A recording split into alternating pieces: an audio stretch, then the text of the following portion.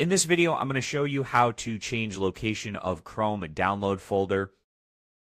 So this should be a quick and easy process video. All you have to do is to open up your Chrome browser, as you can see right now.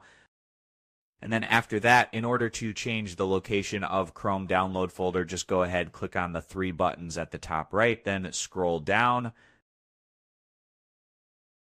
After that, just go ahead, access settings at the bottom, then go ahead, click on downloads, which is located at the left. Then as you can see the location, just click on change, then go ahead, choose the folder that you want your downloads to be changed into. Then click on select folder, and now the folder has been changed and you have changed the location of Chrome download folder.